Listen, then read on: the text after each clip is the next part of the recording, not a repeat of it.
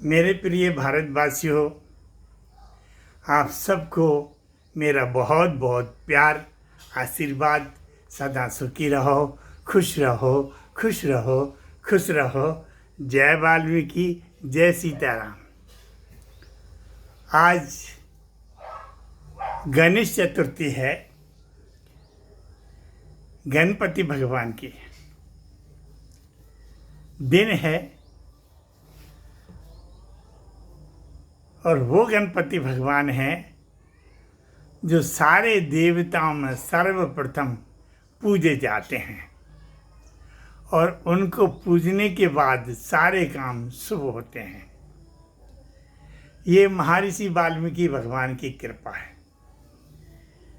क्योंकि हर माता पिता ये चाहते हैं कि मेरे बच्चे का नाम आगे हो, अच्छा हो, इसको दुनिया जाने। ऐसा ही भगवान की कृपा से उसने प्रतिज्ञा की थी, मेरी आज्ञा, मेरी माँ की आज्ञा है, और मेरी माँ की आज्ञा के आगे दुनिया की आज्ञा खत्म। दुनिया की आज्ञा एकदम खत्म, मुझे किसी की आज्ञा की जरूरत नहीं चाहिए। मेरी माँ ने कहा है, गेट पे खड़े रहना बेटा, और किसी को नहीं आने देना, बस। उसने ये प्रतिज्ञा की कि मेरी माँ ने जो कहा है मुझे वो करना है। तो वहाँ जो है गेट पे खड़े हो गए, और गेट पे खड़े हो जाने के बाद तो देखो आप लीला। इत्तेफाक की बात है, पहले शिव जी आते हैं, महादेव आते हैं। महादेव उसके पिता रहते हैं, लेकिन वो जानता नहीं है।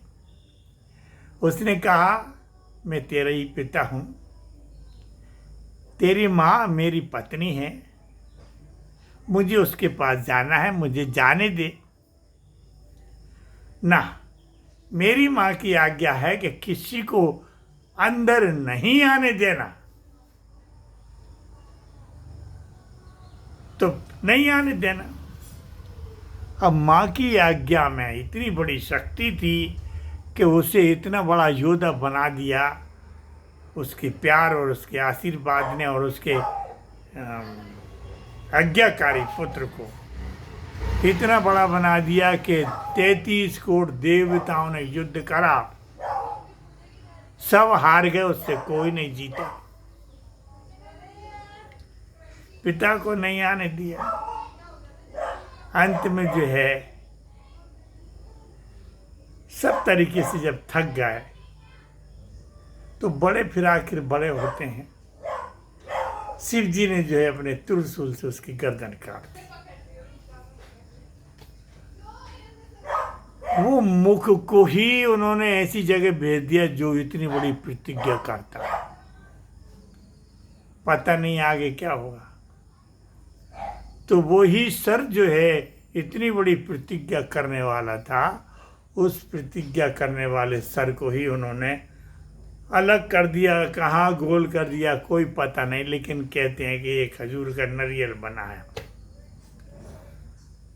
नारियल के पेड़ में लग गया, जाके वो नारियल बन गया। ये ऐसी उसकी बात आती है, लेकिन सत्य तो आज भी कोई खोज नहीं कर पाया, वो कहाँ गया सर। तो मेरे बच्चों, अपने माता पिता की आज्ञा इस प्रकार से मानी जाती है। ये कथा ये कहती है कि अपनी माँ का आदर करो, अपने पिता का आदर करो। तो फिर क्या होता है, एक बार ये मौका आता है कि उनको प्रथम पूजा होने का आदेश दे दिया। जो पृथ्वी के 3 चक्कर लगा के आएगा, वो जो है प्रथम पूजा पाएगा। आगे पीछे और है बात बहुत, लेकिन अब मुझे समय नहीं है, इसलिए उतनी कहूँगा कि उन्होंने, गणपति जी ने अपने माता पिताओं के 3 परिक्रमा दिए, और सारे 33 करोड़ देवता जो है पृथ्वी की 3 परिक्रमा लगा रहे, और उनका एक परिक्रमा पूरा हो गया जब इन्होंने अपने गुरु को याद किया। और गुरु ने कहा कि माता पिता ही पृथ्वी लोक के दाता है, सर्वश्रेष्ठ तो यही हैं। तो उन्होंने नारद जी ने जो है जब उसे दे दिया ये वरदान, तो उसने अपने माता पिताओं के 3 पृथक कर गुरु आज्ञा, ये गुरु आज्ञा की बात है।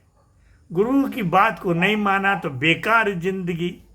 गुरु ने कहा और आपने नहीं माना, माता पिता ने कहा नहीं माना, ये प्रतीक्षा, ये कथा ये प्रतीक्षा दिलाती है। तो फिर जो है गुरु आज्ञा का पालन किया उन्होंने। माता पिताओं के 3 परिक्रमा लेके उनके 2 परिक्रमा पूरे हुए, तीसरा चालू करा, उससे पहले उन्होंने अपना पद प्राप्त कर लिया।